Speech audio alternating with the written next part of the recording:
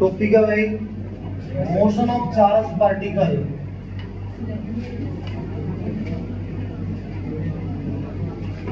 इन electric field. Electric field में अगर मान लीजिए चार्ज पार्टिकल को एंटर कराते हैं तो उसका पाथ कैसा होगा, पाथ फाइंड आउट करना है। सपोज भाई ध्यान दो भाई, बिल्कुल ये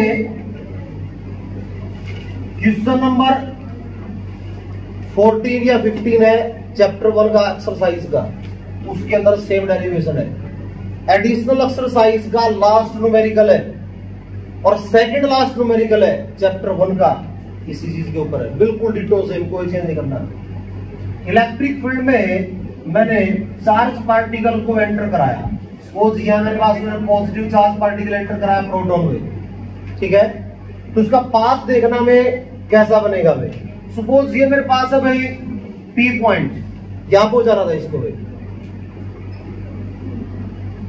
इस पी पॉइंट तक पहुंचा रहा था। अब क्या होगा, इलेक्ट्रिक फील्ड की डायरेक्शन क्या होती है, पॉजिटिव से नेगेटिव। पॉजिटिव से नेगेटिव अगर फील्ड की डायरेक्शन होगी तो क्या होगा, पॉजिटिव जो चार्ज था इस पॉजिटिव को रिपेल करेगा, और रिपेल करेगा तो जो पॉजिटिव चार्ज था पी पॉइंट पे नहीं पहुंचेगा, वो क्या होगा, यहां से शिफ्ट होके पी डैश तक पहुंचेगा। जब तक फील्ड रहेगा, फील्ड का इन्फ्लुएंस होगा, पाथ बनेगा पैराबोलिक शेप का। उससे बाहर निकलते हमारे पास क्या हो जाएगा, स्ट्रेट लाइन पाथ। ठीक है, अब ये हमें पाथ की नेचर फाइंड आउट करनी है कि कैसा पाथ होगा, पैराबोलिक होगा कि स्ट्रेट लाइन होगा कि सर्कुलर पाथ होगा। और पाथ निकालने के लिए याद होगा 11th क्लास में टॉपिक था प्रोजेक्टाइल। प्रोजेक्टाइल में हमने एक्स वाली इक्वेशन यूज की थी, वहां से टाइम निकाला था और वो टाइम की वैल्यू पुट की थी वाई वाली इक्वेशन में, और उस इक्वेशन को देख के हमने बताया था कि पाथ कैसा है। तो सेम हम यहाँ पे भी यूज करेंगे। ये डिस्टेंस मैंने मान ली वाई, ठीक होगा, ये डिस्टेंस है एक्स। अब एक्स की इक्वेशन थी x naught plus u x t plus half a x t square s equal to u t plus half a t square पड़ा है, सेम वही है। X minus x naught s होता था, तो एक्स नोट ओरिजिनल पॉइंट पे value क्या होगी, 0, एक्स नोट 0 हो जाएगा। U x t initial velocity है हमारे पास में as it is into t. जब तक ये हॉरिजॉन्टल ट्रैवल करेगा इसमें क्या होगा, ए एक्स की वैल्यू 0 बनेगी। अब बात आ गई एक्स 0 क्यों बनेगी, आराम से एक चीज उसको देखो, फील्ड का काम कर रहा है वाई डायरेक्शन में, और वाई डायरेक्शन में अगर फील्ड है तो फोर्स भी कहां होगा, वाई डायरेक्शन में। फोर्स कहां होगा, वाई डायरेक्शन में, और फोर्स अगर वाई डायरेक्शन में होगा तो एक्सेलरेशन भी वाई डायरेक्शन में होगी। जिस डायरेक्शन में फोर्स होगा उसी डायरेक्शन में तो एक्सेलरेशन बनेगी। तो इसका मतलब ए एक्स की वैल्यू 0 बनेगी तो एक्स आ जाएगा यू एक्स टी के बराबर, और यहां से टी आएगा x upon u x. Time आ गया।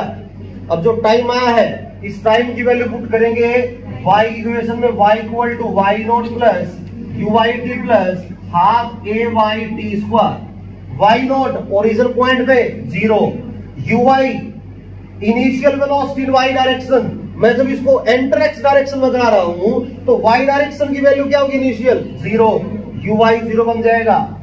Y as it is half as it is. Acceleration का फॉर्मूला क्या होता है, force upon mass. Force electric field में होता है क्यू ई, तो क्यू ई फोर्स हो गया डिवाइड बाय में एम। टी की वैल्यू कितनी है, एक्स अपॉन यू एक्स, इसका होल स्क्वायर। जबकि यहाँ पे अगर हम एक चीज ऑब्जर्व करें, चार्ज फिक्स रहेगा, मास भी कांस्टेंट रहेगा चार्ज पार्टिकल का, यू एक्स इनिशियल वेलोसिटी भी कांस्टेंट थी। इलेक्ट्रिक फील्ड यूनिफॉर्म है, यूनिफॉर्म फील्ड को डिनोट किया जाता है पैरेलल लाइन की हेल्प से, इसका मतलब फील्ड भी यूनिफॉर्म है।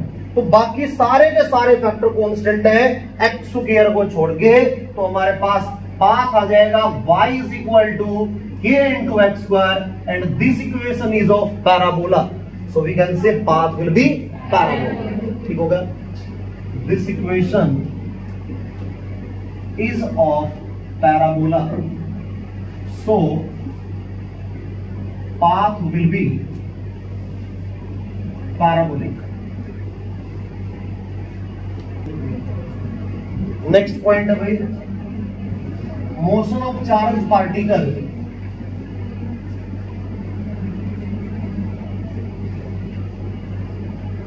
इन मैग्नेटिक फील्ड। दो टॉपिक है इसके भाई।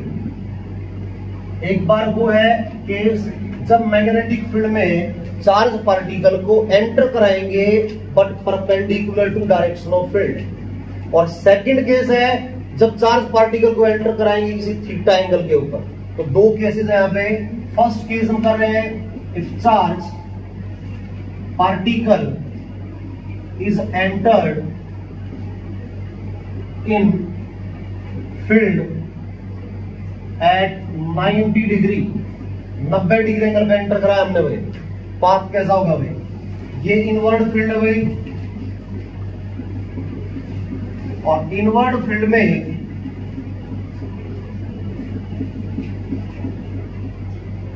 यहां मैंने चार्ज पार्टिकल एंटर कराया। अब इस पे पाथ निकालना है। पाथ निकालने के लिए फोर्स देखेंगे पहले हम। और फोर्स की डायरेक्शन बताता है लेफ्ट हैंड फ्लेमिंग रूल। ये फोर्स, ये मैग्नेटिक फील्ड, ये हमारे पास में वेलोसिटी कंपोनेंट या वेलोसिटी डायरेक्शन। ठीक करेक्ट भाई। मैग्नेटिक फील्ड इनसाइड है, जो ये फर्स्ट फिंगर है हम इनसाइड लेंगे। थंब हमारे पास में जो है फोर्स ऊपर की तरफ बताएगा इस जगह पे, और मूवमेंट होगी आगे की तरफ। तो यहां फोर्स बनेगा इस तरफ। अगली जगह देखते हैं भाई, मैग्नेटिक फील्ड इनसाइड है, इस पे फोर्स इस तरफ बनेगा और मूवमेंट बनेगी नीचे की तरफ। यहां फोर्स इस तरफ होगा। सिमिलरली इस जगह पे देखिए, मैग्नेटिक फील्ड इनसाइड है, मूवमेंट इस तरफ होगी, फोर्स नीचे की तरफ होगा, और सिमिलरली इस तरफ। तो ये जैसे फिरकी होती है ना, दिवाली पे हम तसले के अंदर चलाते हैं, तो हर डायरेक्शन पे टेंजेंशियल फोर्स लगता है उसके ऊपर। तो ये रोटेट करेगा, इसका मतलब। ठीक है भाई। By applying Fleming rule,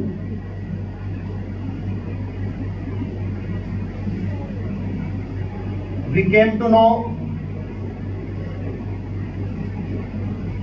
path will be circular।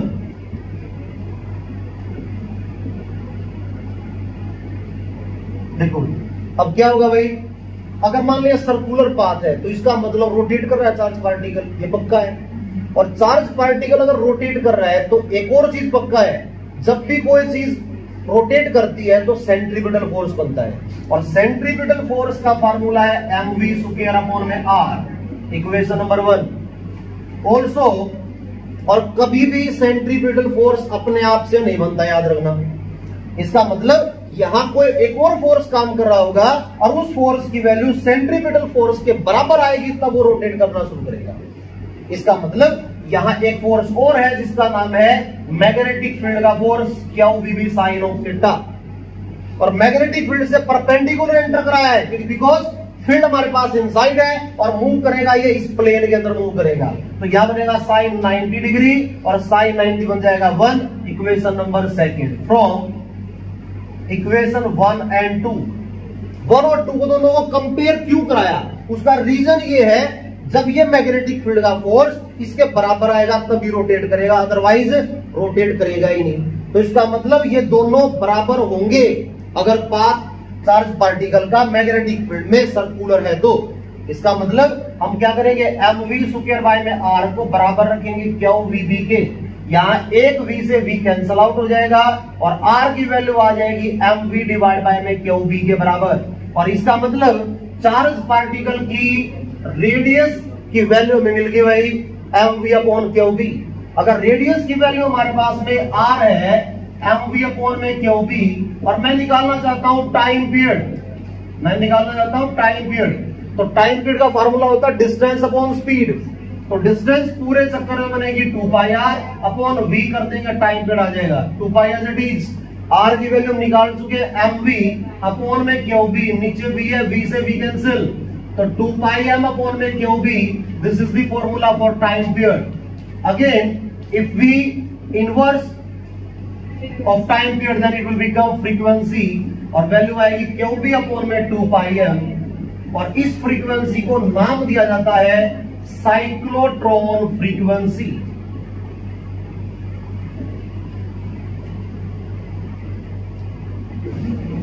देखो भाई, हमने अभी R निकाला, R आया mv अपॉन QB के बराबर। अगर रेडियस की वैल्यू mv अपॉन QB है, रेडियस की वैल्यू क्या है mv अपॉन QB, तो आपसे न्यूमेरिकल में पूछेगा find ratio of radius of proton and neutron, ये पूछ सकता है, या find ratio of radius of neutron and alpha particle, या आपसे पूछ सकता है find ratio of radius of proton and alpha. बिल्कुल direct question, very very important भाई। आपको पता है जितना मास बाई चार्ज रेशियो ज्यादा होगी, दैट मीन्स हमारे पास में क्या होगी भाई, रेडियस भी क्या होगी, ज्यादा होगी। अब बात करते हैं, 1H1 होता है प्रोटॉन, 1H2 होता है न्यूट्रॉन और 2He4 होता है अल्फा पार्टिकल। 2He4 होता है अल्फा पार्टिकल। तो यहां देखो इसमें 1 पास में क्या है, सेम है एटॉमिक नंबर, तो इसका मतलब दोनों की चार्ज की वैल्यू क्या है, बराबर। किस किस की, ये प्रोटॉन है, ये न्यूट्रॉन है और ये अल्फा है। तो प्रोटॉन और न्यूट्रॉन का चार्ज बराबर है, और लेकिन मास जो है न्यूट्रॉन का वो प्रोटॉन से ट्वाइस है। सिमिलरली अगर बात करें अल्फा पार्टिकल और न्यूट्रॉन या प्रोटॉन के लिए, तो चार्ज दोनों से ही डबल है अल्फा पार्टिकल का, और मास जो है न्यूट्रॉन से और मास में ट्वाइस है और प्रोटॉन से 4 टाइम्स है। अगर मान लिया आपसे क्वेश्चन करता हूं भाई, radius of alpha divide by radius of proton निकाल रहे हैं, सपोज हम, क्या बनेगा, mv अपॉन में क्यूबी। सिमिलरली mv अपॉन में क्यूबी, ये अल्फा के लिए ले लिया, ये प्रोटॉन ले लिया। मास ऑफ अल्फा होगा, चार्ज ऑफ अल्फा होगा, मास ऑफ प्रोटॉन होगा, चार्ज ऑफ प्रोटॉन होगा।